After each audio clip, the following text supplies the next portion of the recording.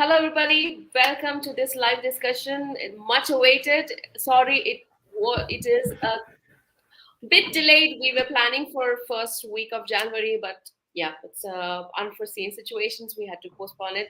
Mainly me, because I was kind of slow in reading it.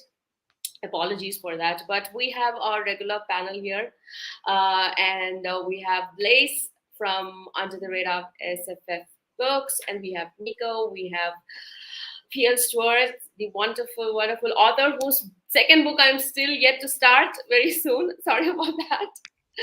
And then we have the incredible Jani here. And yeah, so we are going to discuss Destiny's Conflict today. A wonderful, wonderful book. I have a lot to say. I'm sure all the rest in the panel have a lot more to say than me, I'm sure. But let's start with Jani with a quick word about Destiny's Conflict, your experience of writing it. Some of the scenes in Destiny's Conflict were planned for literally 50, 45, 40 years ago. Massive notes. Everything happens in the fourth arc. And it all packs into Destiny's Conflict in a very neat way. And I won't spoil anything right off the bat for the first 5 minutes here. But a lot of the questions get answered in ways that you will not expect. So I was on the edge of my seat to write this book for how many decades? Because all of those scenes that you aren't expecting to come, you figure, oh, that's going to be the last volume. Nope. The hammer drops in the second half of Destiny's Conflict. So it's a lot of fun. So the other thing that I did was I felt with all the focus people have put on over the generations of abuse of women, non-consensual abuse of women, we don't talk about non-consensual abuse of men very often in fantasy. And so I just wanted to take that theme and put it front and center and stick it in this book. And so there's unexpected things in many directions. So I really look forward to the discussion here. And if you haven't read the series, probably you should run for cover because there will be a lot of spoilage in this discussion. I'm sure. So I want to quickly say that for me, like you said, the main theme was Vivet's story. I mean, main attraction was Vivet's story. I mean, we'll come to that. But overall, I would like to say that first half was good. Okay, it was, it was flowing as expected. But second half, I just couldn't believe what I was reading because many of the things I didn't expect them happening. And there were so many desperate situations where I thought that, okay, this is the end. Like, okay, we are done for it. And, my hopes are quashed. But I know there is one more book to come. So I still kept my hope up. But like you said, if I had read it before I knew there was another book to come, or, I would have just given up hope at that point. So for me, this was an emotional ride because a lot of new characters that really, really shook me. And I couldn't imagine this happening, new characters being introduced and you get attached to it. All this experience had happened in the previous book also, and I thought, okay, that's done. We are done with new characters now. And then Jani again introduces the new characters. So for me, yes, second half just made the book for me. What about Paul? Okay, I apologize. I'm in a bit of a chippy mood. I'm happy and I'm so happy to be here with all of you guys, but I'm a bit of a chippy mood this morning. And y'all forgive me for this mini rant, so please excuse me. So, um, uh, Philip Chase, who's really well respected in the community, he's a great writer and booktuber himself. I haven't had time to watch it yet, but just before I came to this live, he's been doing this series of videos with his top 10 videos in various categories. He just put another one up about authors with his top 10 authors with stunning prose, and Jenny's on that list. So Here's where I start to get chippy, okay? I tell people this all the time, because everyone who puts up on social media that, how great Malazan is, how great Wheel of Time is, how great Realm of the Elderlings is, how great A Song of Ice and Fire is, how great I've challenged a lot of them in the past. And I said, those are all amazing books. They have incredible world building. They have nuance. They have depths of character. They have compelling themes. They have so much that make them, iconic, even peerless fantasy. And my argument is that Jenny has all that too, at that level. And 90% of them, once they actually read the book, concede. Read the books, read any of her books, concede. But the thing that I tell them is that on top of all of that, that Jenny is writing to that level of the George R. R. Martins, of the Jordans, of the Robin Hobbs, of, I dare say, the Tolkiens. Everybody knows Tolkien is sacred for a lot of people in the community. The one thing that I say, and it's all subjective, I know, that Jenny is writing to that level. Yes, they're all different authors, different books, but the prose is the thing that sets Jenny apart in her own stratosphere. And I challenge you. I've been reading Guy Gavriel K recently. For me, phenomenal prose, top level prose, top level. He is one of those people in his own category. Jenny's is better. Um, and I can't say enough that, when people say, I'm doing my 10th reread of Realm of the Elderlings, that's fantastic. That's what you like. Do that. Feel good about that. I'm doing my 10th reread of Malazan. That's fantastic. But I guarantee you, when you start in your first reread of anything that Jenny writes, not only will you be, oh my gosh, I can't believe I missed that compelling theme. Oh my God, I can't believe I missed that breadcrumb that led me to this nuance. I can't believe I missed this aspect of the characterization that made it masterful. You're going to go, but the one thing you're going to realize is that this is some of the best prose I've ever read in fantasy. That's what's going to. So Jenny is a master in so many aspects of her craft.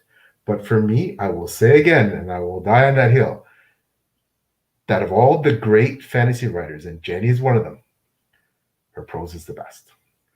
So thank you for entertaining me on that rant, but that is how I feel. Thank you. Thank you.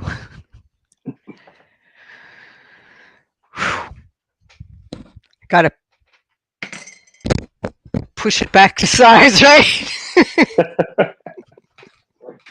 I read the library and I put all of that knowledge from all of that reading into this. And I always imagined when this book was being conceived, when this book was being written, that it would be reread to the same degree as Wheel of Time or Tolkien. I really thought that that was going to happen. So I designed it so that your 10th reread, you are still going to see things that you did not see before. And one of the earth-shaking things actually opens in Destiny's Conflict, and most people miss it. You won't miss it in song, but we'll go into it in the discussion, the thing that most people miss. And it's simply because they're reading what they expect to see, not what the prose is actually telling them. So that's what I wanted, was a book that could be reread again and again and again. And the 10th time, I guarantee it, you will see things you missed the first 10 times through. And for every decade of life experience you gain, you'll see different. It was designed to be timeless. So the amount of time it took to craft it that way, it mattered to me. And it's really touching that, Paul, that you saw that and that all the readers here saw that, because that's the kind of effort that was put into it. There's a reason why I didn't spit these books out quick like some writers do.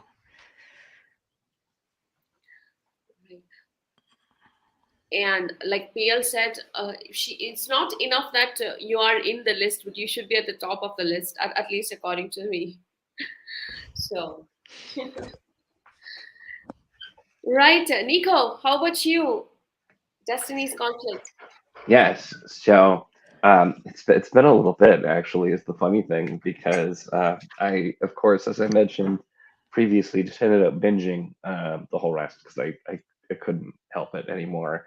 And yeah, it's just there's so much that's happening in this book, and there are so many things too that are we're finally starting to get a glimpse of things that we've just heard little bits about but never gotten to see in action in the previous books. And so that was a big thing for me. It's just I'm like, holy crap, we're finally seeing this, and we're getting even deeper into the things. And yeah, one of uh, since we were talking about like rereadability too, one of the really important things, at least to me, when I think about where a series ranks, is rereadability.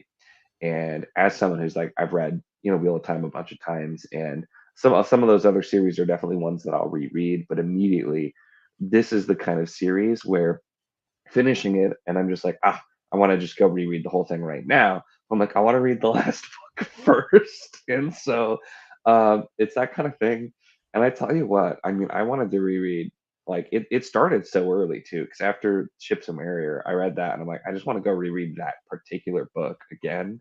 And I'm like, of course I'm not going to, because I need to continue and read the books that come after, because I want to do that. But so definitely in that same camp. But yeah, there was Destiny's Conflict. There was just so much that happened and is starting to come up. And yeah, I am really interested to talk about like the things that are missed, because this is especially, there are so many things that down to the very first book, and like Jamie, you've told us, you said again and again, like there are things in the very first book that you just don't have the context for, that you're not going to get.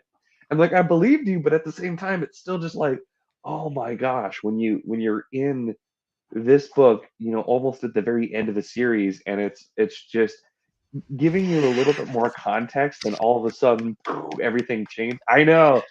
I can't wait. Teasing us, Jenny. You're teasing us by showing us that. You're You're teasing us. all on the list to get an ARC, but I can't get verification that Publicity has okayed it. So I will act on my own if I have to, but I'm working on it, guys. They're ghosted me for 2 weeks now. I can't get confirmation, but we'll see. We'll see. They probably just aren't ready to think about shipping out ARCs. I'm not sure, but I'm working on it. So yeah, this book, the finale, has so many tiebacks, and then we'll go all the way back to scenes in the first book where you were walking over top of things you had no idea. No idea. Yeah, I can't wait. I already told my wife I'm just going to ignore her for a few days whenever I get a copy, and so it's. And Place, what about you? So this is my second time reading Destiny's Conflict. And first off, I must say, listening to Colin Mace do Destiny's Conflict, he smashes it. He does an absolutely phenomenal job. If you guys haven't listened to Colin Mace do Destiny's Conflict, I highly recommend it. I think he just does a fantastic job. And what I love most about Destiny's Conflict is that, like, it's definitely like the second half. It brings everything from the previous novels to the forefront, and also it incorporates the short stories. This not spoiler. We'll talk about the spoiler part later, but the short stories I just love to death, and it brings it into the story in a very like fast and very like heart pounding way that you're looking at. I was like, wait, this was talked about before. How did I miss this? And then it comes steamrolling downhill from there. And then obviously, it Janny shocks us with everything you think is going to happen in the last book. Nope, she puts some of it in here, and it just you can't expect anything. You don't know anything what's going to come later down the road. And I can from firsthand knowledge, nothing in the finale was predictable. So you guys are gonna love waiting for that one. But we're here to talk about Destiny's Conflict, and I just love this one to death.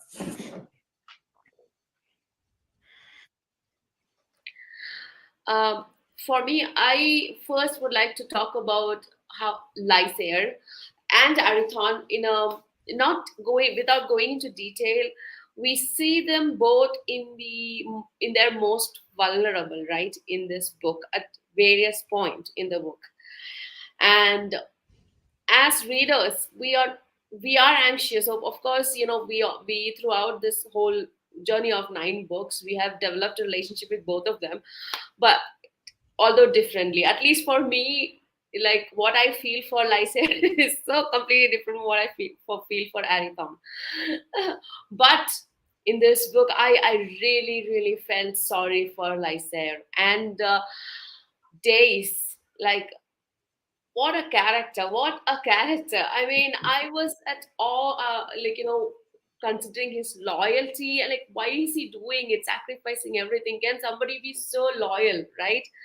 So, and Lysa should have done something good to deserve such a person. So I was like, and the way he was incapacitated, he was like so vulnerable, not even able to move.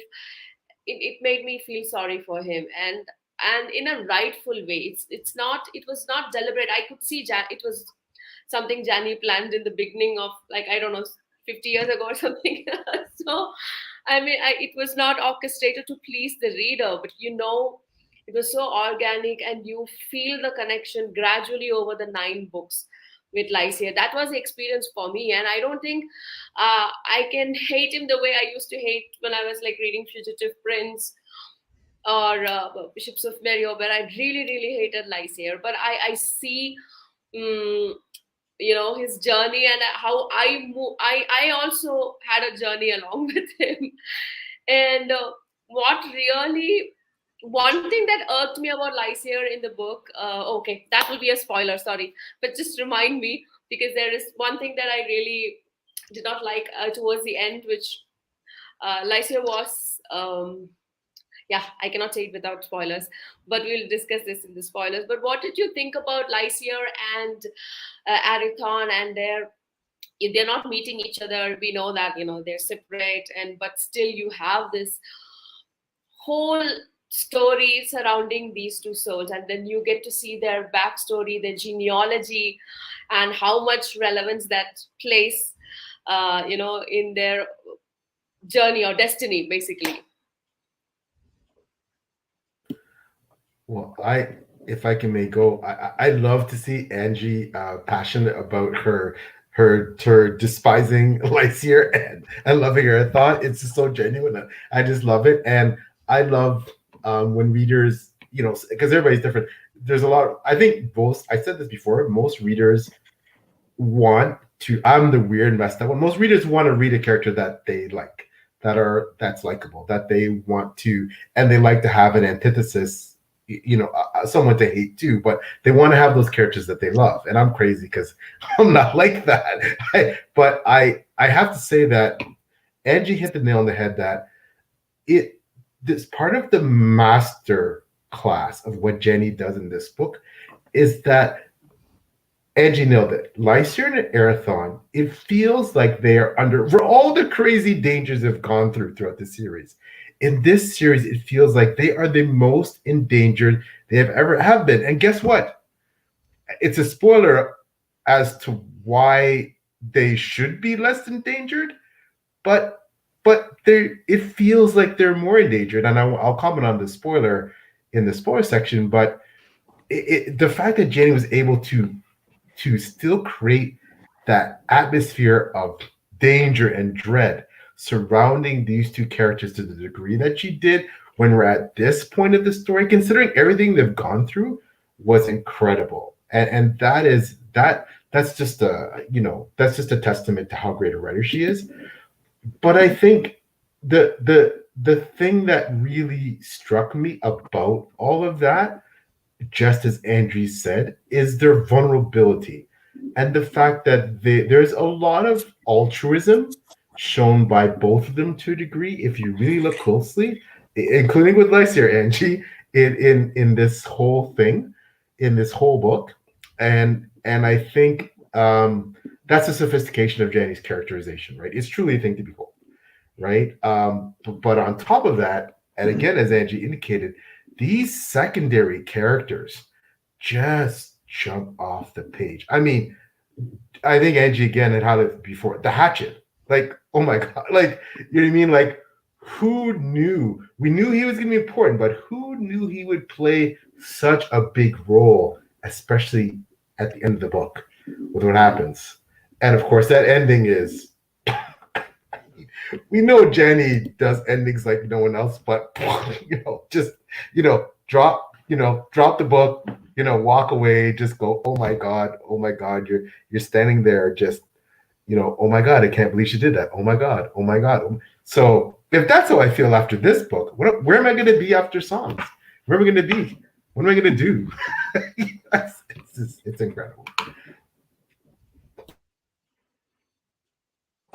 What I liked about like Lysair and Arathon in Destiny's Conflict is that, and we're doing non-spoilers, but throughout the last 9 books, we can kind of see basically like the rise of Lysair, like in terms of like power and influence, and like it started in the last book, and here it's like kind of like on the decline. And in many ways, he's like the architect of his own destruction, because like he's built up to be like this beacon of hope and justice, and then like through like some like not faults of his own, it changes on him, and now you're seeing the other side of it. Basically, like he's now in having like some of the hardships that Arathon has to endure for the previous parts of the series, and it hits you so hard that, wait a second, Lysair's built up, and we're supposed to hate him. We're supposed to like despise what he's become.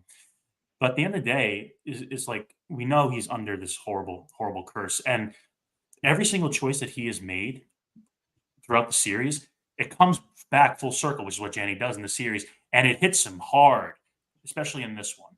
And when when the realization comes, it's a game changer, and that's what Janny does.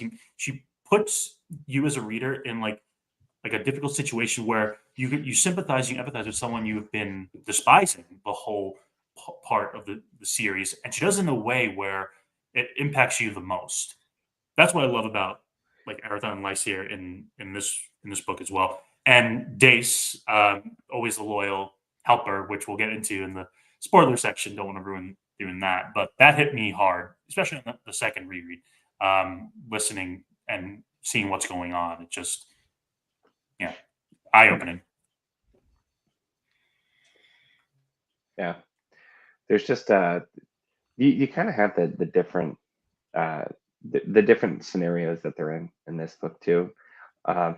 And I really, as a fellow Lysair hater and Team Arathon for life person, despite how much my thoughts changed over time with it as well too. I love what Janny has been able to do with the character of Lysair and how complex of a character that he is.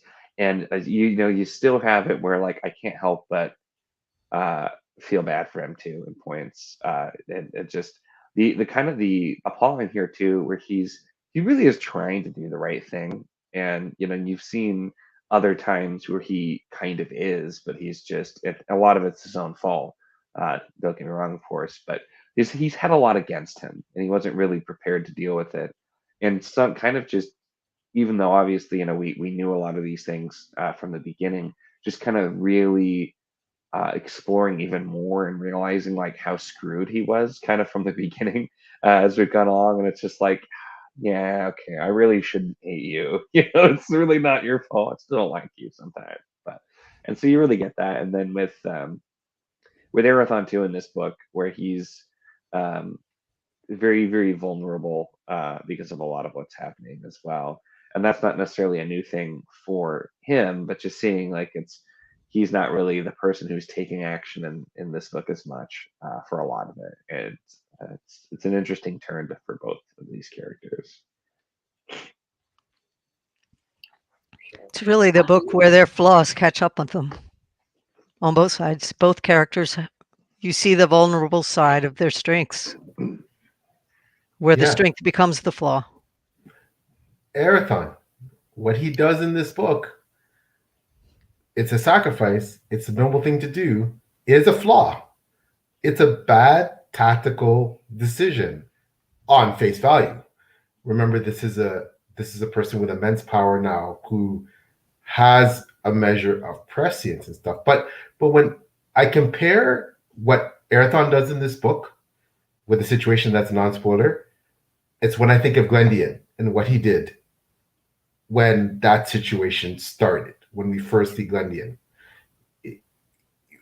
I mean, because there was a moment there when that whole situation happened with Glendian that I went, why on earth would you do that? You stupid, honorable idiot. What are you doing?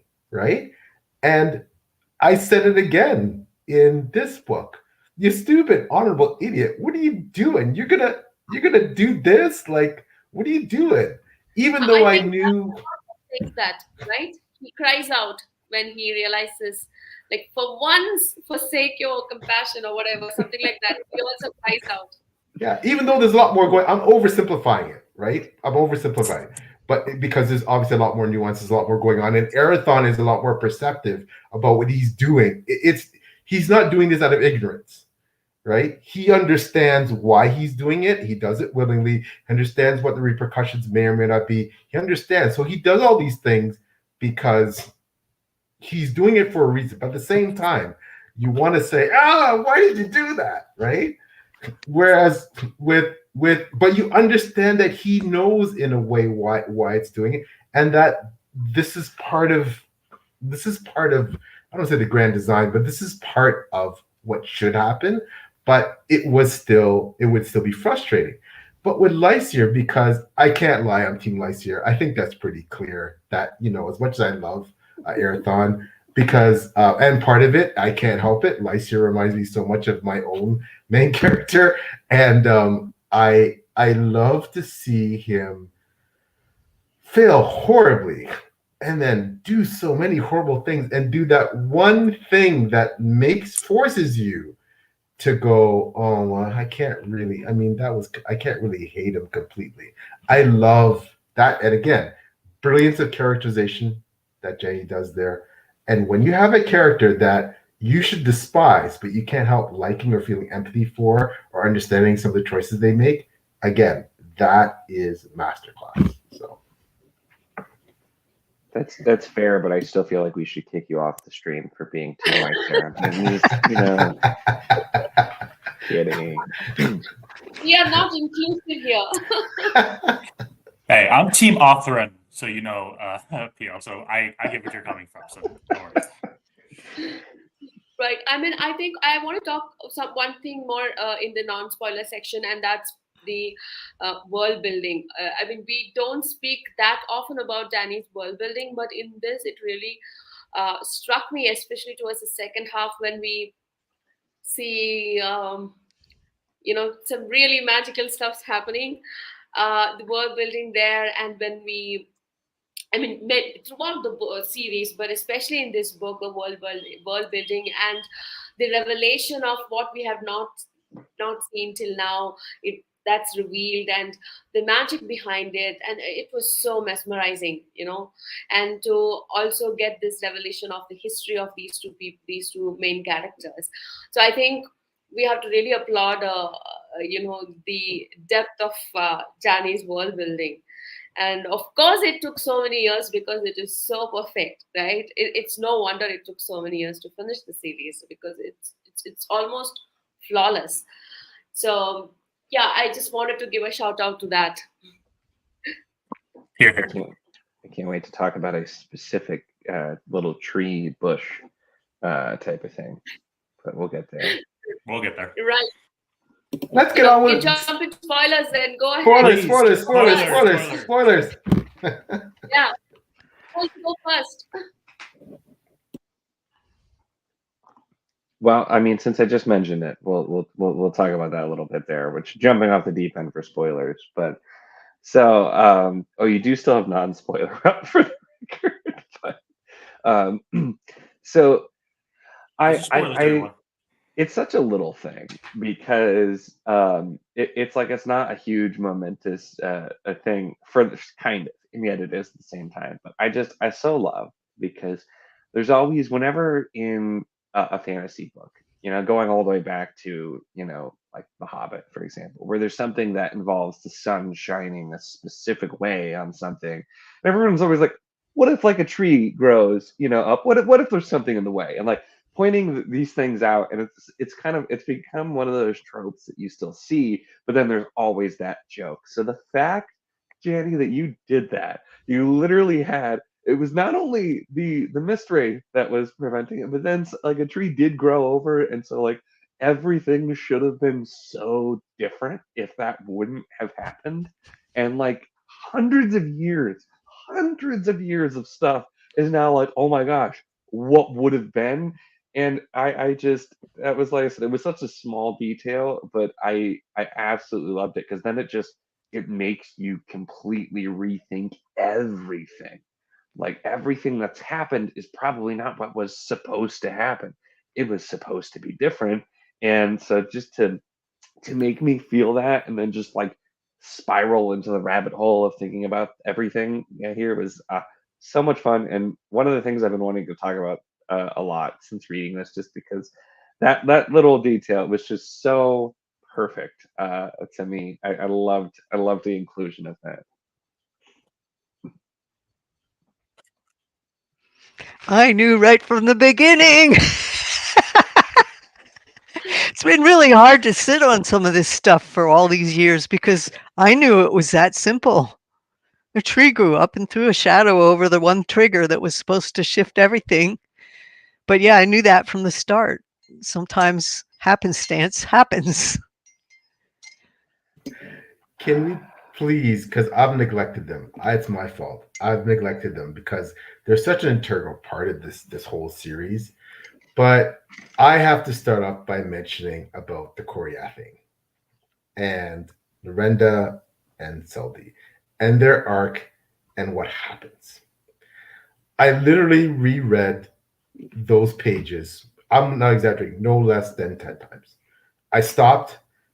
I reread it and reread it and reread it and reread it and reread it right there because I couldn't quite comprehend in my own brain how much I had understood, I think, but in some ways minimized how big a deal it would be when all of these machinations, when the comeuppance comes, even I didn't like. I knew it was coming in my head. There's going to be a comeuppance. There's going to be. They're going to pay. Seldy's going to pay, especially, right? But even I didn't understand what that could look like. But when Arathon did that, that was stunning, shocking, incredible, just mind-boggling, and I really felt then I realized how much, although I think especially from the short stories, I understood. Nico raised the excellent point of what should have been. The Coriathane, based on their mandate, should have been so much more benevolent. But the leadership led them astray, turned them into something else, right? And they lost their path. And for all of the good that they did in some ways, overall, I would argue that organization had descended into something that was not benevolent. That said, the leadership was the thing, the people at the top of the pyramid.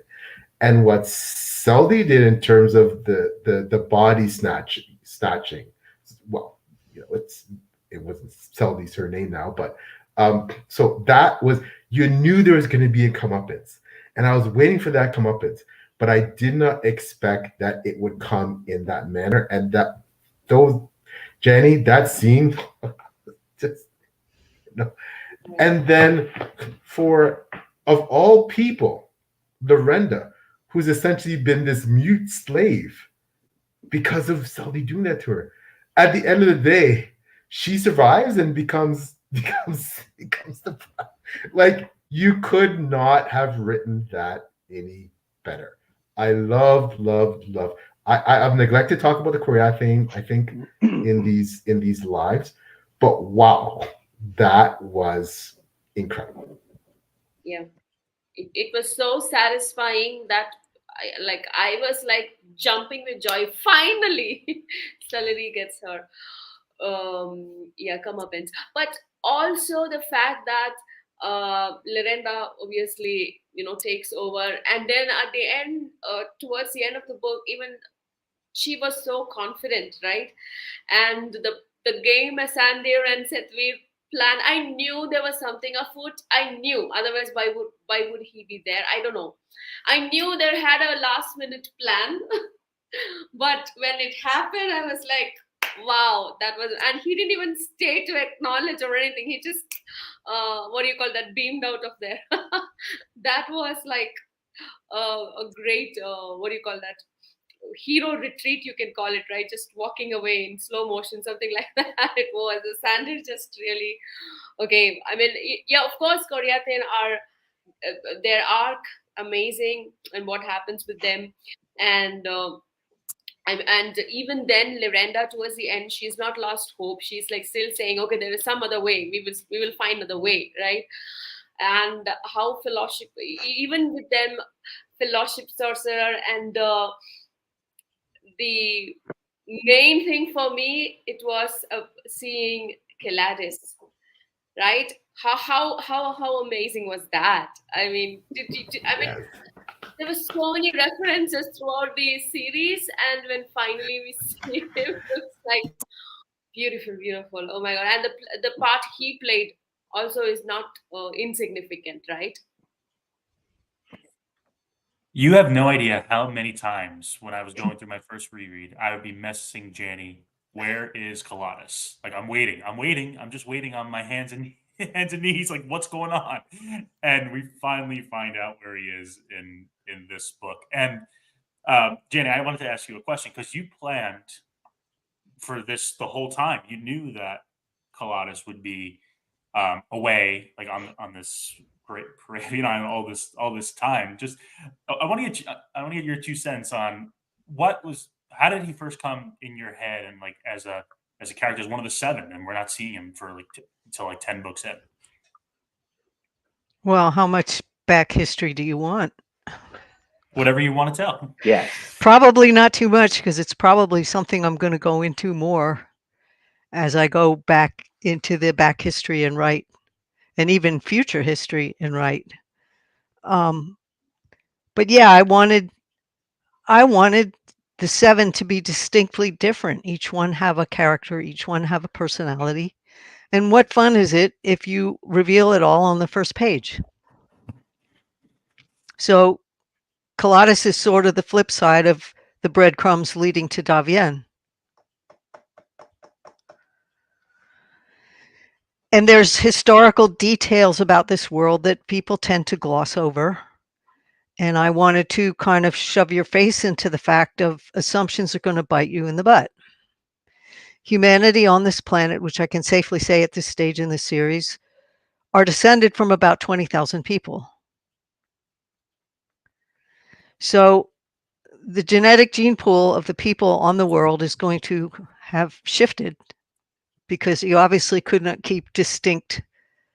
And the universe that this world came out of was very huge. The civilization that got trickled down to what became survived on Athera, that piece of it that survived on Athera. I'm not saying there aren't pieces of it that didn't survive elsewhere. There would be. You were going to have a gene pool that's going to look more homogeneous simply because it was so small. But not every group on the planet came from the same origin. You have the Bidar, and they are different. And you have Colossus, who was one of 7, who came from a different era of history. And so I wanted to inflect that this world's history unfolded differently than you would quote unquote assume. This is not a medieval European fantasy. It uses some of the terminology and trappings because linguistically that makes sense. but the underlying meaning on this world is very different. And this book stages, in many ways, it stages for song. This arc stages for the finale because you're going to see the emergence of the elder powers, which have been there all along. They've been there all along. And if you read back in the story, you'll see them. But you don't see them until you see them because they walk very softly. And this book stages for song in another way, and that is that I finally rip down to the bottom layer of what happens to consciousness that lives on this world. And this is the point that so many people miss. How many people followed Kaladas' journey when he left Arathon in the cave and he went to speak to the Paravians to ask for Arathon's life? Did you see the unwinding energetically of what was happening in that little walk down the beach and then the upstepping of frequency to meet the Paravian who was Tahavel, who was the original All Things Towers guardian? That was the original guy. Did you catch that? Second time I did, not the first time. Not the first time. You won't miss it by the time you read song. Second time, I reread it. We were messaging Jenny, you and I, Jenny, and I was all about like same thing. Glass about it was almost like Castaway, right? Where it's like, where the hell is he? He's out in his like you find, oh, he's been there all along, like hanging out this. You know what I mean? Like, and yeah, that was wow. So you caught it. It's always a second reread where people catch this. They think it's just pretty prose, and they don't distill the meaning out of that passage. But yeah, this world is it's unique. If you want me to, what, you looking up the passage? I was gonna say I'm gonna have to find this to mark for later. I also would like to know which passage exactly, because is it there? It's time, like you said, he went leaving Arathon in the cave and he goes to meet the Paravians. Yes. It's that walk between when he leaves Arathon's presence and he goes to meet the Paravians. And there's probably one paragraph. I'd have to find it. It's not marked here. Go ahead and talk about something else while I search it out. I was gonna say we totally don't have to do this now. Sorry, I'm like, I know the part you're talking about, but I feel like I did miss this. And so that's everyone misses it the first time. It's yeah. I do. If you have the hardcover, it's on page 336. Cool. And it starts at the bottom of 336 and probably goes into 337. It's no more than about 4 paragraphs. Okay. I have that marked then for later because I have a hardcover here. So, I need a bookmark. Angie, I'll type it up and send it to you to give you the spot so you don't have to find it in a different version. Yeah. No, are you on a Kindle? Yeah, I'm reading in Kindle. But I think I have that. Search the phrase flux sheen haloed everything under the influence of intensified lane currents. So start there and go about 1, 2, 3, 4, about 4 or 5 paragraphs.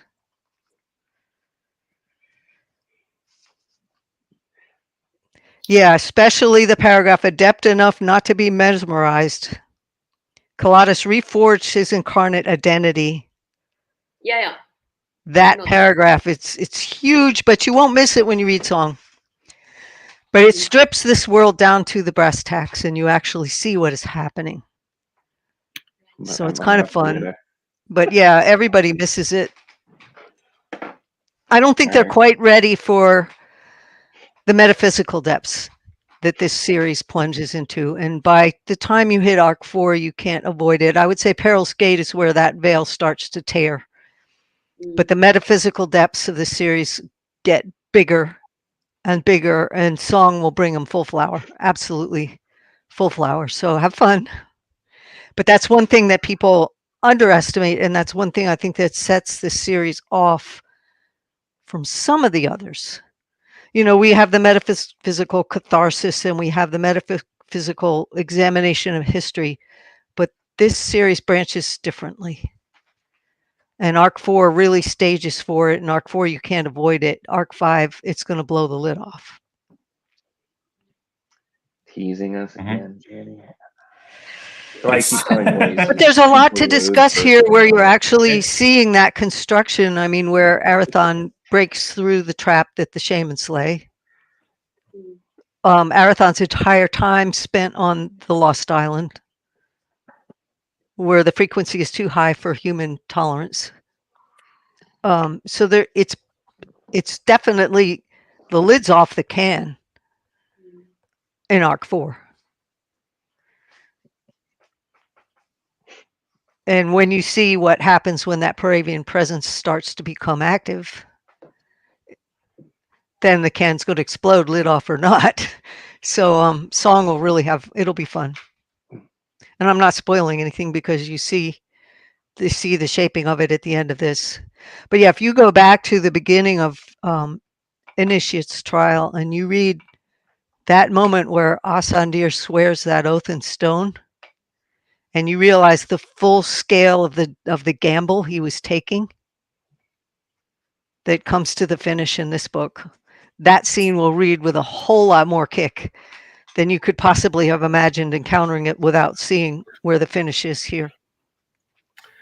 And I want to say again, I said I neglected the Koreat, and to a certain extent, I kind of neglected talking about the Fellowship. And I mean, how large are they in the series? Right, they are huge, and it just once more hit me that the fact that they're prevented from direct intervention, and it seemed at times throughout the series that for all their unlimited power, it felt like a lot of times they were bereft of part of their agency because of the laws that they're bound by, and it felt like sometimes they were just basically bystanders when horrible things happen, right? And this was the first book that I really stopped to consider what an immense psychological toll it must take on them, having to wait for permission before acting, right? Wanting to act, having the power to act, but so many times having to stand down, right? And it's not like they're powerless. They do things. They do all kinds of things. They influence things. But there was times when I felt that, like, wow, like how much they must be in some ways. And Jenny gives us a lot of wonderful episodes in the series, where especially the Fellowship on one, in their stronghold, and they have these great, witty, brilliant interactions. You learn so much from them. But this was the first book that had hit me. Aren't sometimes they just fighting despair? Because we've read so many times that they're tired, right? They're worn down, they're exhausted, and they're beyond ancient, right? And you can imagine sometimes if I was them, I'd be thinking, like human consciously is bent on destroying themselves, right? Despite everything that they're doing to protect themselves. And you almost feel a bit in this book like, at least for me, I don't know if any of you felt the same, like, are they cracking under the strain? Right? And that's something that I had never really paid as much attention to until this book. That look at what's on their shoulders. Look at the enormous burden. And are they cracking? So that's one thing I want to mention about the Fellowship, how I felt this book. I felt that the Fellowship were starting to crack in Peril's Gate when we saw Sethfear, and he's basically more or less like in like a not a comatose state, but like he's like subconscious trying to like fix the lanes, and I knew that was straining the Fellowship so much that it would allow the Corian and Lysair and them to do their own thing because they were preoccupied in other places. But the amount of pressure on them is just immense. And I see Chimapo posted this. I actually wanted to discuss this. This little thing that we found out. We finally see when Arathon was talking to Colatus where the royal traits come from, where the bloodlines come from. The 5 of the Fellowship, not all of them. I think, Janny, you said like Davian didn't participate and Luhane just waited too long. So five bloodlines were chosen and sponsored by the other members of the Fellowship, and they were given like the royal bloodlines. So Colatus actually sponsored Arathon's lineage, so compassion, and the other ones, and I just love that little thing, because for the longest time we're saying, how did this start? And now we got the truth of it. So that just brings it full circle of how attached the Fellowship are to these royal lines. I just thought that was something that was the Bravians gave to them, but now no, it's the Fellowship. So that was great. That was a great little tidbit. There's Yeah, a fun another thing if thing- you go back to the beginning at Curse of the Mistwraith and you listen to the discussions, how everyone fell for the lure and the bait that the Fellowship were overbearing, manipulative, using humanity as pawns. You look at look at what your viewpoint says. It's flipped on end. Mhm. And you say, well, they're about to crack and there's all this pressure on them, but it goes back to that proverb that absolute power corrupts absolutely. I don't believe that proverb is 100% true. Absolute power used corrupts absolutely. So here we see that they're standing on a very slippery slope. If they break the compact and they act, they've broken the agency of mankind. And they're doing everything possible not to do that, beyond certain guidelines that say the planet has to survive at all costs. That was the one guideline they had to act. So look at how the viewpoint of these overpowerful, overbearing, manipulative, they're just using mankind, they're cruel, they're callous, they're heartless. It's been completely turned on end. Did you notice that? Yes, but it's only now, Jenny, although you put it there all along, because it's the way I think our brains are wired. The planet surviving doesn't mean that humankind has to survive. Those are two very different things. But the fun part is you go back to read book 1 with this perspective now. It's all right there. Totally different Yeah, story. yeah. So yes, the planet surviving is paramount. And when you also think about it, the Fellowship, they have to protect the planet and the free wilds at all costs. And if humanity interferes with that, they need to destroy them. If you look back to book 1, what is the Coriathane's message? To protect humanity's history. Exactly. So are those two pillars, what we thought about in Curse, are they the same? No. If anything, I'd say they flip, because as we see now, what will the Coriathane do to justify their goal of basically like destroying Arathon? They're putting people's lives at risk. Is that for the betterment of humanity? I would say no. So you flip everything, Jenny, and I just love it. I can't get enough of it. But look at that, right? The Coriathane are willing to do anything: kill, murder, steal, scheme, do anything in their mind to protect humanity. The Fellowship are hell bent to protect the planet, saving humanity, but if necessary, willing to see humanity destroyed to protect the planet. It's just, if you look at, it's not diametric opposition, but if you think about it, as a reader, if you're not reading in depth, that's all you would see. You would just see the Coriathane will protect humanity at all costs, and are willing to do this. The Fellowship have to protect the planet at all costs and willing to do this. And like I said, it seems sometimes that the Fellowship is like, I've had enough of trying to, in all of this, protect humanity because of what humanity is doing to itself. And the Coriathane keeps saying, well, screw the Fellowship. They're trying to screw humanity, right? But that's the surface. That's just that's surface stuff, right?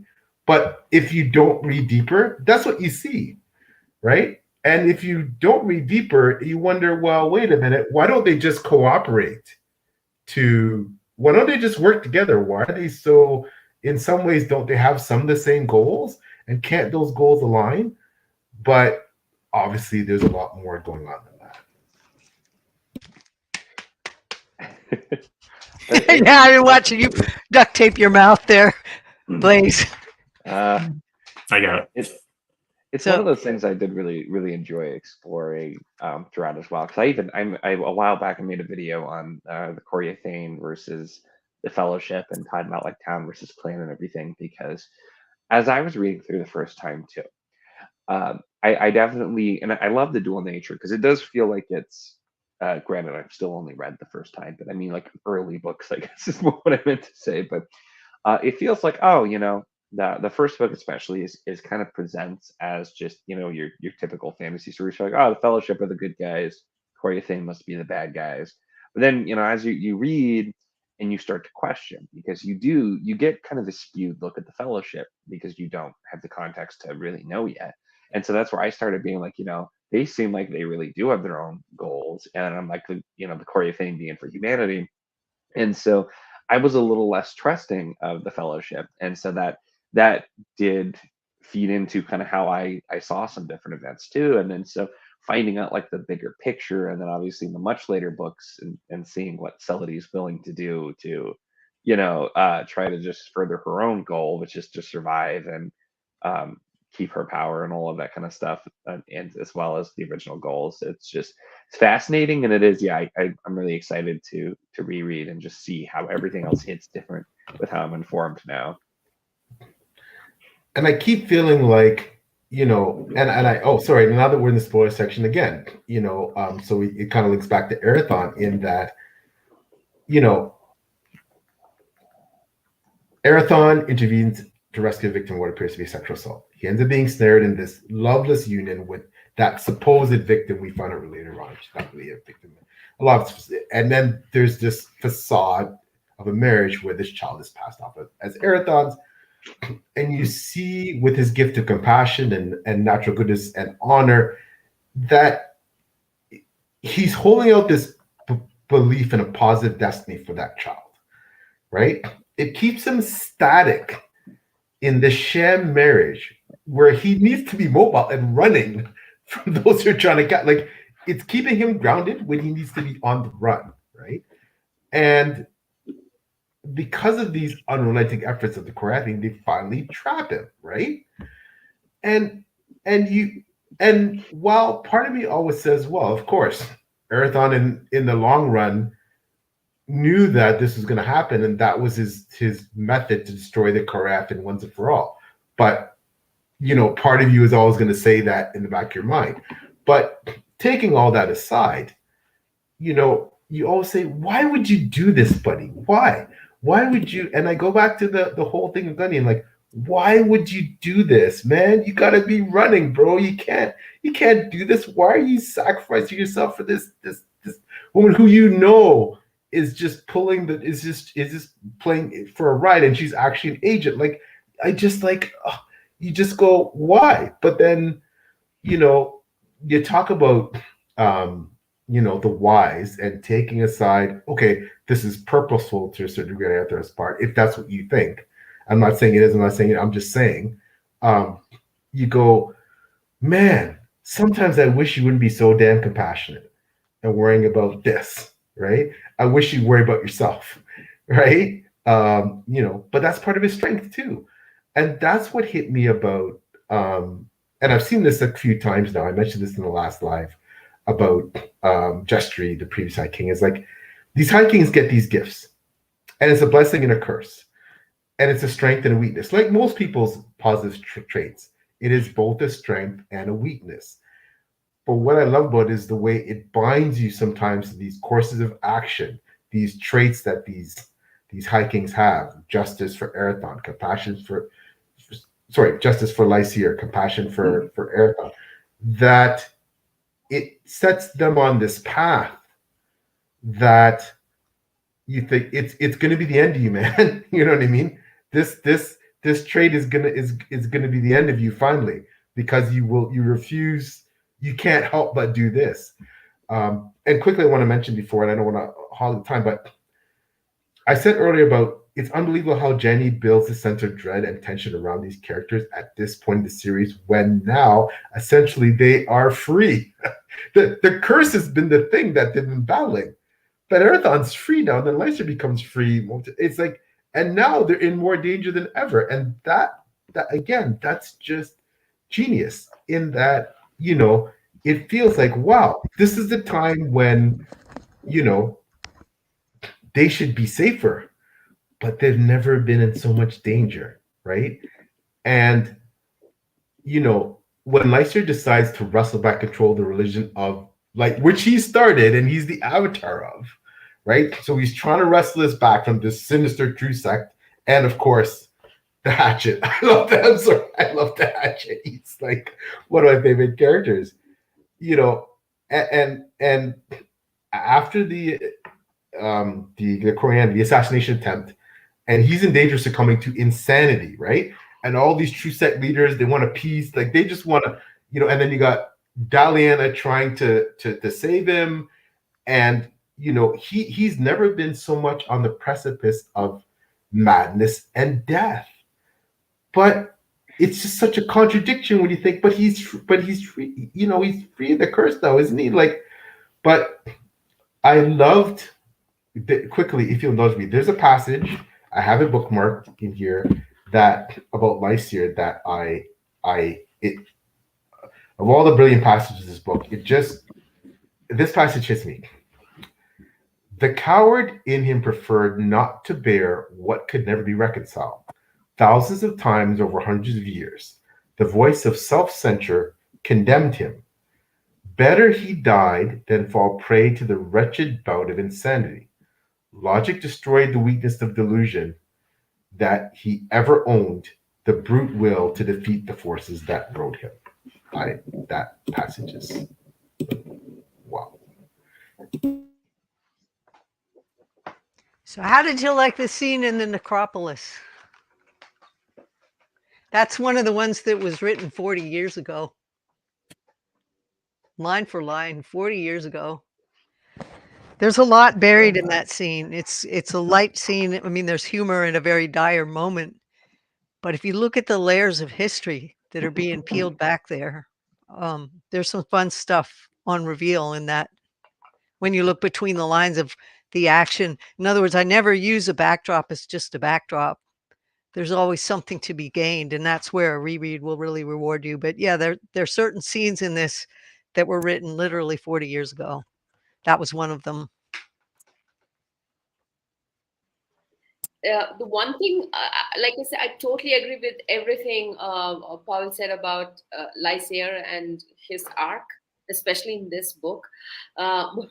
One thing that just really made me laugh out loud towards the end was that when Dace comes rushing in, he's having a vision, and he says that, "Oh, my half brother, he has died." And I was like, okay, why? Maybe he should be happy, right? That was his intention, to get rid of Arathon. But then he's like, no, I should have done it. I should have killed him. It's kind of made, okay, so you're not crying because your half brother died, but you wanted to, dole out the justice and all that. So yeah, he's a complex character for me at this point. He was very, he was a character very straightforward that I was supposed to hate, and now he's become this complicated character. I don't know what to do with him. That's what Lysair has become, and I'm really looking forward to seeing what will happen in songs. Like PL said, the stakes have changed.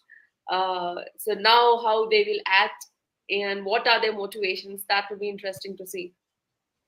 And the curse is lifted from Lysair. That's how it ended. So there's no more curse to bind him. So now you get to see. Now, well, I'll save it. I'll save it. I'm not going to get bingo. What will Lysair do now that there's no curse? What will he do now that he has this trait of justice that guides him? Will he show himself to be better than we think he is? Will he? This is a man who's refused absolution, not just once, not just once, right? 3 times. 3 times he has refused absolution from Parabi. 3 times. He's had so many chances. Go back and think about how the fellowship has tried to guide him. Yes, they're not sitting on his shoulder like they are with Erathon, but think about his encounters with the fellowship and the things they've said to him in this series, and how they've tried to go, hey, buddy, the path is right before you. All you have to do is walk in the door. Think of all the things that he's done in dabbling with necromancy, which is totally counter to what the like.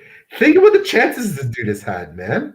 Right? And think about those moments that Jenny has mastery built when before he's finally rid of the curse, he's had those enlightened moments where he's free of it for a second. And what he chooses to do with those moments. Right? Think about Peril's Gate and what he like. Think about the opportunities he's had. So my thing, what I need to see in the finale is what is Larsa going to do now that he can be him, right? And will he do the right thing finally? Will he have a chance? Will basically will it be too late for him, right? Will the forces that be basically say, sorry, buddy, you had your chance, right? Even if he does something miraculously good in the end, will it be like, you had your chance, buddy, sorry, like, or will he get yet another chance at redemption? Will he die doing something heroic? Will he live and be able to flourish? Will he is the I want to see what happens with that. Totally.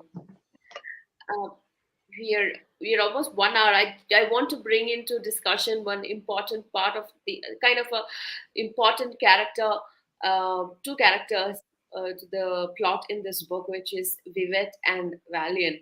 And we didn't talk about them, but they are very important to the story. For me, I don't know. I mean, for me, the story of Vivet was so depressing, especially towards the end. We realized why she did what she did and her helplessness. Because initially I started off hating her, or not hate is a strong word, not liking her and kind of suspicious about her. But I knew there might be some reason why she's doing the she's thing she's doing. And then early on, we realized that okay, she's kind of a pawn in a bigger game. And then towards the second half we really know her history, right? And that really broke my heart, and how she was used and how her life was lost in such a tragic tragic way. And even Valiant, her son, and how much it would have broken Agathon, him being the way he is, the compassionate person he is. So it will be interesting to see how he will recuperate from that guilt, because guilt is something that always haunts Arathon every time something like this happens.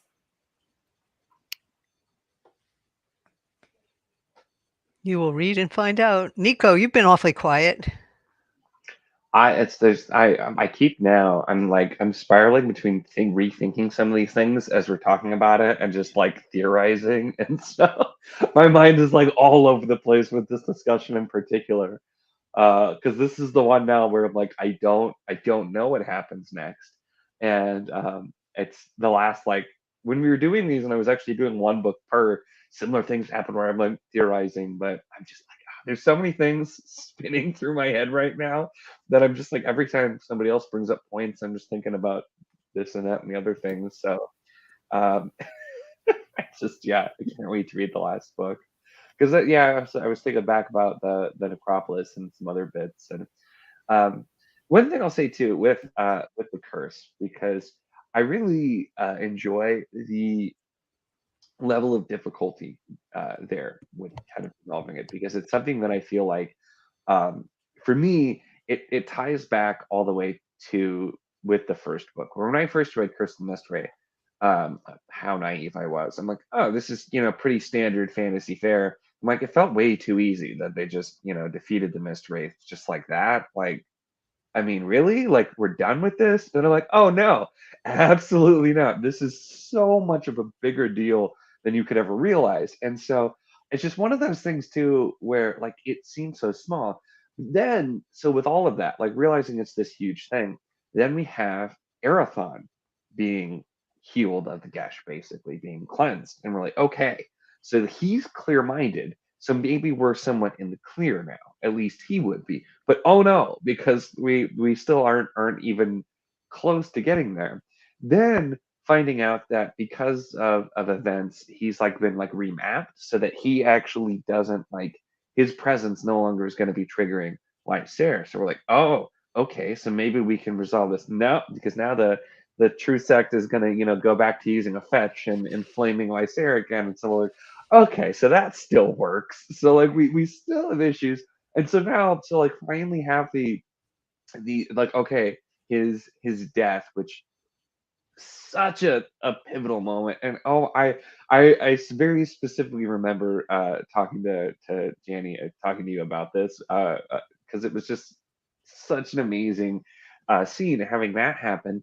And it's like, okay, that should resolve it. Did it? I don't know. Like we'll see. I'm not ruling anything out just because it's never as simple as it seems by any means. And that's where I was gonna say, yeah, Jason calls out like, is it gonna come back? And I'm like, I don't know. It definitely seems on the surface that this might actually be the thing. And man, I'd love to, have more just exploring with neither of the half brothers being cursed and whatnot. But it's just the way that that's happened, and it's kind of a microcosm of the series in general, where they might seem kind of simple. It might seem like we have some resolution, but they're so much more complicated. And it's as you keep going and finding out more context, and it's one of the things that just makes this series so special. Is it's not just a character focused story. It's not just a world building focused story. It's not just a magic focused story, etc. It's all of these things combined, and the way everything ties into the world building into this just vast, unbelievably amazing and filled with depth kind of world. It's what makes me just love it so much. So I'm so torn between. I can't wait. I still can't wait for the last book, obviously, but I'm just like, it's every time we have one of these conversations, it gets harder to not like go back and just reread it all now, because I know already things would be different for sure. Oh yeah, and that was so well said. And I quickly have to say, we got to make time before this discussion ends to talk about the ending, like, like Another scene oh, that was written 50 years ago. so quickly, so I can let everybody talk. I want to ask the question: was there a moment in your head, just for a moment, even though you think, okay, there's no way he can die, there's no way Arathon can die, there's no way Arathon can die, there's absolutely no way Arathon can die, that he thought he was dead? Because there was a moment, we talk about the George R. R. Martins, no compunction in killing off your main character, blah. There was a moment there, and again, this is the genius and the brilliance of James White. There was a moment there when I said, would she kill off Arathon now before the last book? Would she do that? Would she do that? And I weighed it. I looked at everything. I'm like, okay, well, how much she has invested in this character, what this character means to the story. I'm like, logically, Paul, there's no way. But when she wrote that scene, it was so incredible. Just for a moment, I thought, fuck, is he, pardon my language, you might don't want to get monetized, demonetized. Reaction. No, Is he dead? Is he dead? Like, really, is he dead? So I will say with that, I didn't quite have that, just because I feel like if that would have happened, I would have had to reread it 10 times to get myself to believe it. Because it would just be one of those no, like I had to have read it wrong. It can't have happened. But at the same time, I completely get where you're coming from, because I honestly feel like had Janny decided to do that, I think it could have worked.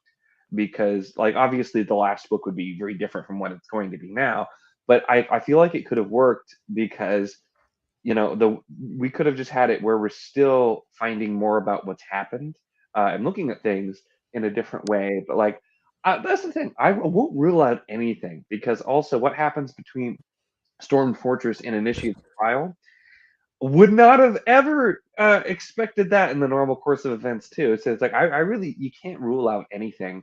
And Janny is so amazing at subverting any and all expectations, tropes, everything. So it's just like, no, yeah, plays just like, but yeah, there's just, it's never what you expect. And so there's so much, I'm sure, and I just have to find out. Yep, you just have to find out. And I think the very, very opening of Song of the Mysteries will blow your mind, even just the little epigram above the chapter head. I'll read a piece of it for you. The opening of the finale book at the end of this, if you want, as your special feature. Sure, of Ooh. course. But yeah, That'd be that really- ending. So let me know when you're all tapped out on your discussion. But yeah, it was supposed to blow your mind. I want to talk about Canon of the Light. So the religion, right? How it also had a journey, right, from whenever it started, and again, then Lysair is this godlike being, and then after 200 years, somehow something goes wrong, and then the avatar becomes, people are suspicious about it. The priests are suspicious about him, and he becomes the hunted, and it had a journey of its own. But towards the end, the what is it called, the 3 paragraphs that you get, right, small paragraphs that you write. So the last one is called, I think, code something like that. So in that, you say that there were people who were actual witnesses there. They turn against the religion because he looked like a frail, almost innocent looking being. I mean, he cannot be the shadow master, right? And I think something will come to pass with the religion also in the coming, the last book, I think, I'm sure, because already people are questioning the religion and how true it is. Do And we they will see this? Do we see this almost Christ-like comparison with Erathon? This is the first time I felt it in that moment. That little inkling shadow of doubt that he's dead, right? But my thing was, if he's dead, well, he has to be somehow resurrected by. I found this because think about this. Think about this for a second. The Hatchet, my favorite characters. He blazes in onto the pages with the previous book in Initiate's trial. He's sheathed in steel mail gauntlets. He rides a steel chariot driven by a quartet of white geldings. He's this vicious but brilliant dynamo. He is bullish and bombastic, but he is the supreme commander of the true sex forces. And who delivers the death blow to Erathon? The Hatchet. So there was a lot of symbolism there for me that he was the one. This essentially, Angie was so right. Like, we've seen the journey of the religion of light from Lysair at this avatar as this god into this schism, and then it going off in its own direction, and Lysair is the enemy. And we this is come full circle. But who delivers the death blow to Erathon? He doesn't, but essentially he doesn't die. But it's the Hatchet, the leader, the military leader of the supreme commander of the forces of light. That is not for me by chance. There's a lot of symbolism there. And that was the first time I actually looked at Erathon, because again, we talked about Erathon being at his most vulnerable. And Lysair, but Erathon now we're talking about in this series. And he basically gives himself up. Erathon essentially sacrificed himself because, remember, I said he's going through this ruse, this sham marriage for the sake and law ways of the child and the child's future. And we see what happens with that child's future. But there's more than that. But anyways, he gives himself up. knowing what this resulted. Ertan is not a stupid guy. He knows what's going to happen. This has to result in eventually in his death. He winds up getting the death blow from the hatchet. There's a lot of incredible, nuanced symbolism there. There's a lot of incredible, nuanced moments in that scene where you're not going to be able to deny it when you read song. But when you look back in the scene of Athalie, when the kids go into Athalie, when you look back at how much of that turn was as a result of Arathon dying or the fact that Asandir stopped time. What happens when you slow down time? What happens energetically when you stop time? You're dimensionally out of this three-dimensional reality, 4 dimensions if you count time. If you stop time, you're now in a different plane of existence, a different frequency of existence. You're not going to be able to avoid that nuance when you read song. But like I said, there's little things that lead up to this moment of the finale scene in Destiny's Conflict where all of the information was there. All of it. From the Crone's interaction with Arathon to all the way through the series, you'll see the lead up to that moment. So it'll be fun seeing people interpret or misinterpret, and then seeing that reality they've built around what they think they know shatter again. And it will happen. Also Lysair, just a quick point.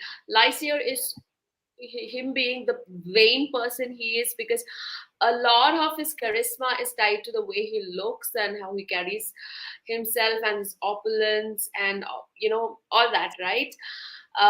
And then now he loses one of his eye, and his side of his face is, I don't know, hanging out, and how much that will also will affect his hold on the common masses, and also how much it will affect himself, him being the vain person he is. That also, that paragraph where it described his loss of his eye and his face and how it's hanging down, the nerves all are rotten and gone, and so I was like astonished. Oh my God, did somebody show him a mirror yet? Does he know? So that was a tiny bit that I thought I would share here.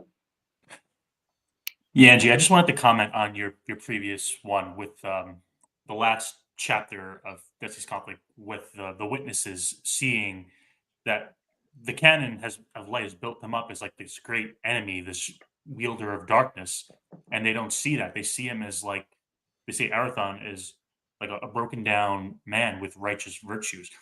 Immediately when I read that the first time, I went back and I reread the prologue of Curse. And if you read the prologue of Curse, it says that it's sorcerers in the 7th age going back in time to see the events. It's saying that there was a 500-year war, Shadow of Darkness and the Canon of Light. It says that the great enemy was the Shadow of Darkness, but then there's certain events that make them think that that's not the case. This is one of the events. It goes full circle, saying, wait, history is written by the victors, but it may not be the absolute truth. So that's what I immediately went back to, and I like how you did that. You put that in there, Jenny. That's a real great tie back, right? Way up ahead in book number 1, prologue, we get that. Incredible. But did you catch what you just said? How much of a time jump has happened between between Storm Fortress and Initiate's Trial? 250 years. How long did Angie just say this war is going to be? 500. 500 years. So that is what I have been stewing over for, I cannot tell you how long after I read Initiate's Trial. Because what that means is that in Songs of the Mysteries, either we will have another time jump a massive time jump at some point, or we will not see the end of that conflict in Song of the Mysteries. So, and that also means that, again, as we went through in Initiate's trial, most of our other characters will be dead. Those side characters who do not have that extended lifespan that Arathon and Lysier have, or something else will happen, right? So knowing that that's a 500-year war, and knowing that the last book is coming up, and knowing that we've only had a 250-year time, like, so that leaves a hell of a lot of time that may be encapsulated in the last book. Mm-hmm. And knowing that this book is going to have to wrap up so much, that just makes me realize how mind-boggling this last book is going to be. Think about that. This is a 500-year war. Wow. We've only seen half of that in terms of chronological years. What the hell is this going to look like? This last book. What the hell are we in for? Right? I'll rip the rug out from under you on the first page, I promise. I don't even yeah, I can't even comprehend what this book is going to do to me. Right? But I quickly want to say, I just said let's ever work out the doubt. Quickly, I want to say one thing about Dace Daliana. What is also in my mind is I am someone who latches on to relationships in all of their facets when it comes to reading literature. And Angie, I think, was the one that really brought up the exceptional point about Dace/Daliana's sacrifice and her loyalty, et cetera, et cetera. But remember one thing. Even though now she's posing as a man because David is granted it, she's in love with Lysier. Mm-hmm. I don't think that's gone away. She's in love with him, right? She wants to be with him, and she's willing to sacrifice that to save him. She's willing to die to save him, but she's in love with him, and that hasn't been explored. But that has to be something that comes back to bite in I don't know what way. But it has to be a consideration and a factor in the last book in terms of what happens at the end when I don't know if she survived, because obviously if there's going to be a 250-year additional time, like, she's not going to be there for the whole thing, right? She's not going to survive. She can't live that long. But what's going to happen to that love and that caring for Lysier? Because she doesn't care that Lysier has half his face ruined. She loves him. That's one of the reasons that she's loyal to him. It's not the only reason, but that's one of them. How's that going to affect? And two, Ilaria. I never give Ilaria, another character I never give enough credit in these books. She has gone through such hell. She's put up with so much. She's so long suffering. She's completely devoted to Arathon, and she's so willing to sacrifice herself physically, emotionally. And she has been in this untenable position in that she's part of the organization determined to bring Arathon down. It's easy to forget that Lara is part of the Coriath, right? It's easy to forget that, she was brought in as bait, right? But I've really come to appreciate her as just this, like, she's underrated, right? She's funny, she can be abrasive sometimes, but she has survived every test, right? And she's a character that I think we don't give enough credit for. But finally, my final comment is that before, and I hope at the end Angie gives us a chance, as she does usually, to give an ultimate final comment. But my final comment is that I do feel that this finale will be the finale, to end all finales. So I don't know how many of you, I know Nico is a big Wheel of Time fan. I haven't read, I'm on book 5 of Malazan. I hear that the finale is something to behold. Obviously, I've read the finale of Lord of the Rings. I haven't read Hob. Name your book again, but I think this finale, Jenny's finale, will be the finale to end all finales. That is my prediction. So, I have read Wheel of Time, Malazan. Robin Hobb, Realm of the Elderlings, and yeah, I agree with all the big series that I've read, which I have differing feelings on a lot of those finales. But I will say with Alera being an underrated character, I'm literally naming my daughter that's going to be due in a few months Alera. So I appreciate the character very much. So Awesome. Oh my gosh, Congratulations. that's incredible! Congratulations! I knew it was your daughter was coming, but oh my gosh, that's amazing! What a tribute! Wow. It is.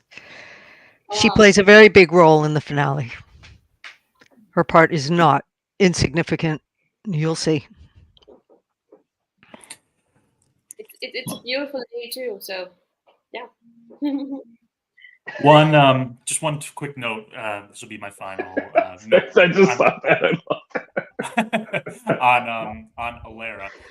One of my favorite parts in Destiny's Conflict was the subtle things, and that was when Alera was in Davian's library, and she's reading, and she discovers the origins of the Corianthane, the origins of the Bidar knife, and how that has played the role all the way up to her. She's actually holding it in her hand when she gets into Davian's realm, and just seeing that, how that started and bringing up till now, and to know like why things have happened the way they have.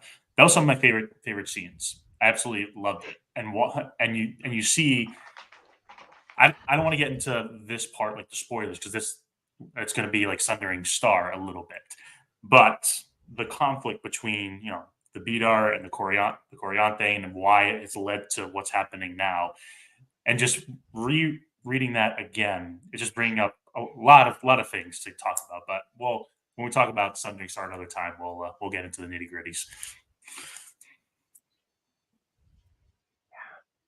It's the Bidar are like the number one thing that it's crazy thinking about how involved they've been, and it's like that's where I kind of, in some ways, I wish I would have read the shorts earlier, but I ended up reading them all after Storm Fortress, which was really perfect because so many things in there are really relevant in sort of canon. But it's just it's has me so excited to reread once again because there's just so many things that it's all right there, and you would never know because you just don't have enough context yet. So very excited. Before we have our final words, I think, Jani, would you like to give us our surprise? Here's your surprise. You ready for the rug to go out from under you? It happens very fast. The first chapter, the epigram, era of creation, birth of a primal world above the threshold of entropy, era of destruction, dragons wrought willful chaos unto the brink of ruin, era of redemption, hath gifted the Paravian races to heal the balance, but not all elder dragons agreed. Some rejected the treaty accord to defend Aethera's great mystery. Kianar, keeper of the records, second age, year 902. Didn't see that coming. Age 902. Second age. Second age. Second age. Oh, second age. Sorry. 902. 902. So yeah, you knew that between the finish of Storm Fortress and the opening of Initiate's trial, there was a Drake War. It's just a little detail kind of dropped in there. I'm processing. Yeah. Processing. The little So not line is- all elder dragons agreed. Yeah. Yep, you're gonna have some fun. So chapter 1, let me see. I can give you about 3 pages. It opens, it's called Estrangement. Stars like luminous dust, thick as glittering smoke, haze the jagged crack in the rock ceiling high overhead. Sight recorded the image as awareness resurged after red rage and a virulent explosion of pain had hurled living consciousness into a call of oblivion. Arathon gazed upwards, enveloped in stillness. Braced by a cold desert night, he breathed in the desiccant scent of volcanic sand. These surrounds were familiar. Once before, this cavern in Sampashir had sheltered him through the recovery that followed a primal wounding of spirit and flesh. He remembered, unwilling, a traumatic assault on his being sufficient to rend the veil at the turn of fate's wheel. But this moment differed. His reflexive extension of Madsense lacked all grounded sensation of form. Instead, Arathon grappled the ephemeral half-world of dream traversed on a spirit walk. Nor was he alone. The well of poised silence at arm's reach to his left held a dread female presence he dared not refuse to acknowledge. Though her deep silence burned him, he would not speak first. Power acknowledged true power. Impeccably trained, his tenterhook deference stonewalled the nascent entanglement of her imposed obligation. The rooted claim on him held no animosity, only the patience of ages that walked hand in glove with the wisdom bestowed by a passage that trod the realm past the boundary of death. The crone, in life revered as the eldest voice of the Bidar people, declared finally, "You have kept the hair-splitting edge on your etiquette." Arathon inclined his head in respect. "You foretold I would visit the far side twice again, and warned of the hour I must meet the venerable pillar of your tribal ancestry. You'd prefer the more earnest snipe of my helpless impertinence?" The crone wheezed a laugh, her shade a substanceless shadow beside him, still overwhelmingly perilous. She need not respond. Rebuke surfaced from his recalled experience of her tender hands cupping his face, while the sheen of spilled tears striped her cheeks for the upcoming trials hedging his future. What else moved her to weep he preferred not to know. His refusal to ask, then or now, did not signify. His implacable claim to autonomy never had been sufficient to shield him. The ancient presence commanding this audience was a force strong enough to bend nature. When she spoke, her husked warning came laced in riddles that predated mankind's settlement on Ethera. You are Mother Dark's chosen of Requiar's lineage.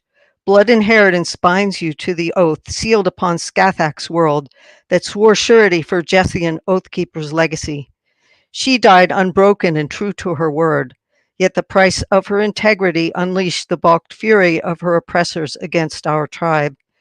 Their might prevailed to a terrible end, for the Koryani sisterhood's coercive theft of our heritage begat the vile perversion of necromancy. A horror defanged, Arathon tested in reference to his recent destruction of the Order's Great Waystone and the recovery of Alera's personal crystal. The crone's reply swept those triumphs aside and struck him like a fist in the gut. Do not succumb to self-blindness. The threat to all you hold dear has redoubled. The dead prime was cagey. She kept duplicate imprints of your associates' records and held more than one rearguard play up her sleeve. The secretive sting of her vengeance awaits you. Aligned enemies of your lineage and ours will spare none from her use in brute leverage against you. An accusation fit to freeze his blood, she affirmed his dire fear without flinching. Make no mistake. You cannot shelter behind naive complacency or rest on the blinded assumption. Althane's warden's oversight is unassailable. Elder powers are at play. With you, the unwitting spark entangled in old tinder ripened for a hostile conflagration. Arathon gave the Bidar shade his skewered attention. What in Sithair's seventh pit do you know that eludes Sethvir's earth sense? But he already guessed the battlefield underlying his ignorance. Besides the opportune opening seized through the past misuse of Alera's personal crystal, his harrowing traverse of the archives stored within the Great Waystone's amethyst matrix had sketched the breadth of a canvas far beyond mortal scale. The provenance of mankind's off-world history was unknowably vast, a deadly trove kept proscribed by the ironclad terms of the Fellowship's compact. The crone's shade hedged her answer. This lifetime's untried potential must rise to level the ancient score of tribal obligation. Cut the head from a tainted legacy snake here and now, before the corruption at large broke loose to seed worlds with another cycle of suffering. The weaker lineage had failed to stem the warped practices spawned from stolen knowledge. Hasidi's culpability remained unredeemed. Requier's integrity therefore stood alone to meet the cost of redress. Paired to cryptic reference, she said, on Shlienya's promise, you are not the born fool. A storm is coming far greater than you. Your destiny threads the core of the gyre, whether you triumph or fall. Fate will tread the course of the abyss. Either become consumed or stand steadfast and steer by the light of your only inviolate beacon. You bear the graces of all of your forebears, and the hour for their entangled reckoning draws nigh. You must return to the realm of the flesh. Go back, awaken, and be the forged sword born of Raquiar's issue. The crone left him then, her departure a void that brought bleak foreboding to roost upon his unsettled equilibrium. The stars shining through the rock rift overhead were the diamantine brilliance of winter, undisturbed by his tormented past and his latest horrific lapse of a sworn obligation. Ahead lay the turbulent promise of pain, whetted by the dread cry of urgency thrust upon him by the Baidar ancestors' eldritch counsel. The threat to all you hold dear has redoubled. The beguilement of the setting's false peace chafed against the flayed impetus of his emotion. He could not step aside and quit the arena. The untenable choice was defeat, uncontested. Arathon, once more Tersfalen, bent his head in consent. He would shoulder the stakes on fraught course toward peril sufficient to break him. Acknowledgement keyed his path to release. The cavern, the desert tribes called by the name of the air, and before them the Paravians named Inshidik and Vayer, the great crack in the world, lost dimension. As the battening weave of the dreamscape gave way and shredded around him, he beheld the hallowed vista swallowed up by a rampart of cloud, black as ruin. So enter the elder powers, which have Oh been in boy. plain sight all along. You have no idea what's coming to hit you. None. It'll be so much fun. I can't wait. Oh my God. Is your head spinning, Paul? Yeah, mind blown. I don't even I don't even have words to respond to this. Like I was just there's so many I need to read this like immediately. Well, I'm waiting to see if publicity's going to come through, and if they don't, I will do something. But it's kind of hard because I only have just a few copies they sent in the mail. So I will be rattling cages. Trust me, I really want some advance word to get out as to how monumental the finish of this series really is, because the people who worked with me, who were my betas for a long time, the people who were my betas at the last moment, none of them foresaw what was coming. They all said they knew it would be good, but so far it's rung in that none of them predicted what the actual impact would be. And so I hope that continues. Oh man. Right. I think this was one of my favorite discussions. We discussed so many things, and because the book is so good, there is so much to discuss, of course. But getting this, initial view of what to expect from Song of Mysteries, it's like I am still getting my head around what I've just heard. It's incredible. I mean, I think I should definitely do a reread in 1 year's time or something on the channel. I don't know, because it's like, if there is so much to discover on a reread, I'm really curious, because I do not do rereads much, but WoLaS is a strong contestant. You will see that opening pages reflected in the earlier volumes. You'll see the pieces of that. Only you just didn't have the perspective to recognize what you were looking at. Yeah, exactly. But it's all there. You go back, it's all there. It's all there. Just like that little scene where the two princes go to stay with that old seeress in the loft, with Asandir, where they meet Alara for the first time. You have no idea how many layers are playing through that scene until this book, where Enethan Tour who was the descendant of Hasadi, absolutely knew who she was seeing, that the sorcerer brought under her roof. And he brought those princes under her roof for a reason. And that's explained in one paragraph in this book when Alaire is sorting through the records. So you have no idea how many layers are moving and through some of those earlier scenes. And when you read back to those earlier scenes, you'll see it was always all there. I can't wait. I'm so excited.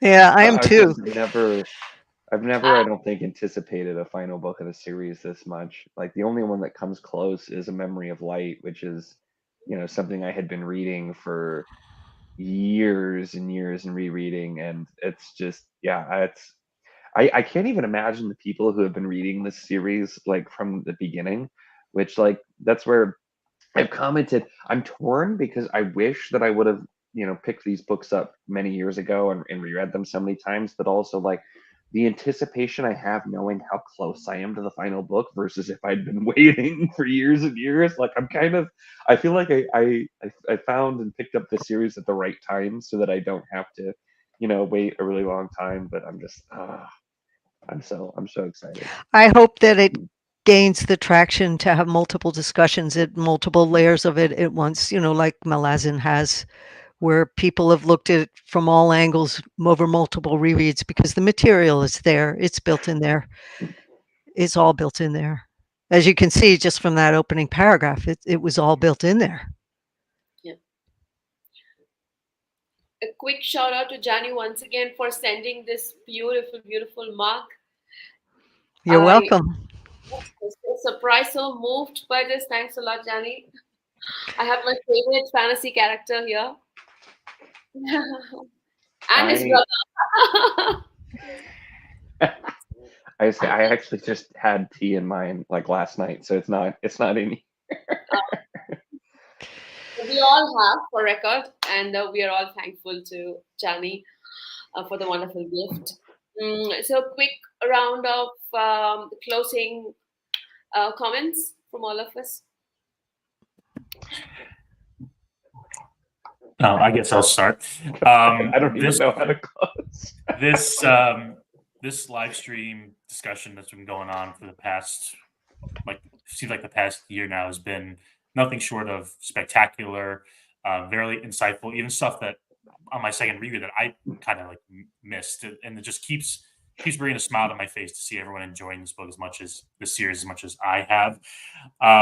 Just shout out to Jani for writing such an epic series. I'll say that the finale will blow everyone's expectations from my own personal knowledge and from talking with Jani about it.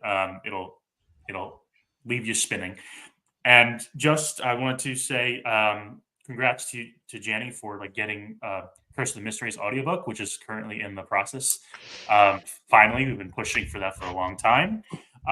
Narrated by the great Colin Mace. I can't wait till that comes out and I can listen to it and for people can see what we've been talking about for a long time. It's going to be fantastic. So thank you everyone. This has been a fantastic journey. Can't wait to discuss the finale with everyone because we've been waiting for a while. Yes, I'm so glad, and Angie, thanks again for inviting me into these because you guys had started and it ended up working out really, really well. It also gave me, I think, the push that I needed to continue right away because I was really, really enjoying it, but I wouldn't have been reading the series as quickly. I probably would have taken a lot longer. And so with reading it, and then of course just ending up binging the whole thing was great. But also it's just these are books that there's so much there, and there's so many different perspectives and things. And so being able to have these conversations with everybody, the different viewpoints, hearing from the author as I'm reading them has just made this such a special reading experience as well. And it's something that, I would have loved and appreciated this series anyway, but just being this experience, I've never gotten to do something like this while reading the series, especially when it ends up being a series like this that has just exploded to up to the top of my all-time list. It's been amazing. I've loved this. I've greatly looked forward to these streams. I'm always so excited and just pumped up to read after we have these streams. And so, yeah, thanks again for inviting us along for the journey. Danny, very much thanks for not only, of course, writing the series that we've been talking about for so long, but also being willing to join and spend time with all of us as well. This has just been an unparalleled experience, both in reading the series and in participating in the live shows. Angie, you are such a brilliant, warm, and wonderful person. I can't thank you enough for including me. I'm honored to be here. That the fact that you invite me to be on a panel like this with the caliber of people, including yourself, is just humbling. I feel sometimes I don't deserve to be here, but I'm here nevertheless. So thank you so much. You're so perceptive, Angie, and you're so eminently kind. And I just love listening to you and your passion for that we all share for this series. And thank you for putting this together, for orchestrating this, because it means so much. And I know, and I've said this before, I'll say this again, you're very humble, and your channel is fantastic in terms of content. More people need to be watching you, and they will. I know you don't do it for the views, and you don't do it for clickbait or anything, but just know that I have immense respect for how you conduct yourself and how the content you put out, including this, and this has just been amazing. So thank you for providing me and all of us with the experience. Nico, you're an incredibly perceptive guy. You're a wonderful guy. I love hearing your comments about this series. You've taught me a lot in terms of analysis, and it's been really educational from you. And I think, again, you're one of the booktubers that, again, on the rise, and that people need to recognize how fantastic the stuff you put out is. And, just someone I really look up to, and I can't wait to see where you take your channel in the future. And I'm just so happy to be that you're part of the writing community, and that now I can call you friend too, along with, with the rest. Blaze, what can I say about Blaze? It's thanks to Blaze that I got onto this series. There's times when I've wondered, oh my God, how could I not have read Janie Wurts before? Considering she is one of the iconic sci-fi fantasy authors of all time. And that's because of Blaze. I directly attribute to Blaze why I'm reading Jenny. So obviously I owe Blaze a lot. I owe Blaze so much for all that he's done to promote my work. He's been one of my biggest advocates and champions. What Blaze has done to help promote and advocate on behalf of Jenny's work has almost singularly started the ball rolling to give her the well-deserved accolades and respect that she should have earned decades ago for all of her writing. So Blaze is a champion of all writers, under the radar writers. It is criminal that you can consider Janie Wurts, of all people, an under the radar as writer, but that's been how it has been. But thanks to people like Blaze, no longer. He's been at the vanguard of this, and he is just a fantastic person. Again, someone I eminently respect and honored to call a friend. So thank you. What can I say about Janie Wurts? I told you before, she makes me want to write better. She makes me want to be better.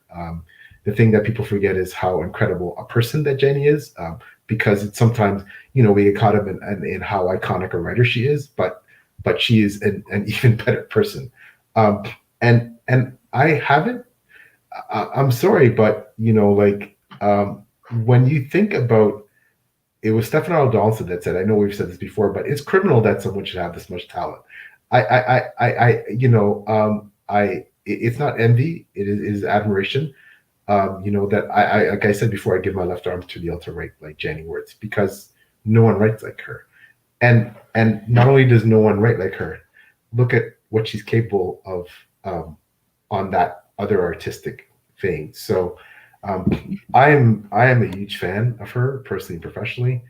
I admire her. I look up to her. She's someone who, again, I will conclude by saying, if you read Hobb and Jordan and Tolkien and Martin, and you think that they are the best thing that you've ever read in fantasy, then if you haven't read Janie Wurts, you have an incomplete assessment of what great fantasy is. So you need to start your journey, by including Jenny's writing there. I'm on to call Jenny a friend, and I cannot wait for this final book. And like Nico and everybody, I'm sure feel as articulated, I feel the same way. I have never looked forward to any fantasy book that I've ever read the way I'm looking forward to Saga of the Mysteries, and I cannot wait to read it. And I'm so privileged that Jenny, you've considered us for having an arc. I can't, and everything will drop the minute I get that arc. Life will stop. Other than 100%. reading that book, I will lock myself away if I have to. So, thank you. I'd like to thank you guys, all of you, because you are the ground floor of this discovery of the series that so many people have missed. And you are my advocates, and you have given me the light at the end of the tunnel that is just so wonderful. I have no words to describe it. The fact that you've stuck through this, that you've finished all this discussion, and I hope we've bandied around the idea of having the short stories as an in between before the finale. I hope you'll all be here for that. I really value the worldwide perspective we got here, that we have people from all different cultures and walks of life. That's incredible to me. It means more than I can say that this series has that kind of outreach. And I want to say thank you for bringing your particular perspectives to this. You all have your favorite characters and they're all different. Your insights into the characters are all different. That's a tribute to the fact that there's a very straight-laced, straightforward presentation where you've got to feel what these characters feel, but there's still room for individual interpretation. And I particularly enjoy in Paul's own writing, P.L. Stewart's writing, if you haven't read The Drowned Kingdom, please do, his ability to see into a character that everybody else would be, that's the bad guy, I hate them. There's always a complexity to that. And the fact that you revel in that complexity and that you're always looking for the things in the cracks is a wonderful perspective to bring, because no person who's truly difficult, and I'm going to use the word difficult as opposed to good or bad, thinks they're the bad guy. They always have a reason for what they're doing, whether it's fear-based or whether it's they've got some kind of a complex, whatever it is. No person born thinks they're the bad guy. And that there's a complexity to that, which says the human heart at its bottom is good. It's just the thinking that we put over top of it is so twisted and can get so far from what we really mean to each other. So I appreciate the fact that you guys are here because you're that rare reader that's able to put aside your perspective and your prejudices and enjoy watching the balloon pop over and over again. Not everybody enjoys that. Some people don't like their expectations crashed. So it says that you're a very special kind of person. And I appreciate you all the more for that. So thank you for doing this. Absolutely. For me, I have to say one thing that we keep referring to the series as underrated, but in my channel, I see that the most views I get like are for our live discussions. Even for my 5 minute book reviews, I don't get like, that much viewership. So yes, somewhere people are definitely keen on this book they are reading. Maybe there are readers who do not come to the forefront with their comments. Don't know, but definitely there is a rising interest in the series and Jani's work in general, and especially for this series as well.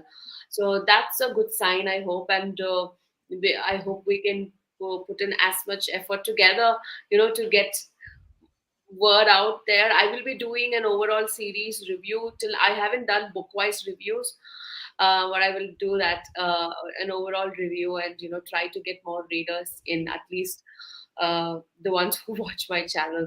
And also, I think that the one thing that puts off people, I think, or deter people initially when they are picking up Curse of the Mist Wraith, that will be what will live forever in this series. And I think that's the prose, the wonderful, magnificent prose. I think right now people who are starting off might think, oh, it's too much for us, but I think that's what will make sure that this is an eternal classic book forever. And this is something that I always wanted to say, because every time I read Jani's prose, I'm just going back and reading the paragraph again. That's why I take so long to finish these books, I chart out like, okay, I will finish this in 5 days, but I end up taking 10 days because I have to read some of the passages again and again. It's so wonderful.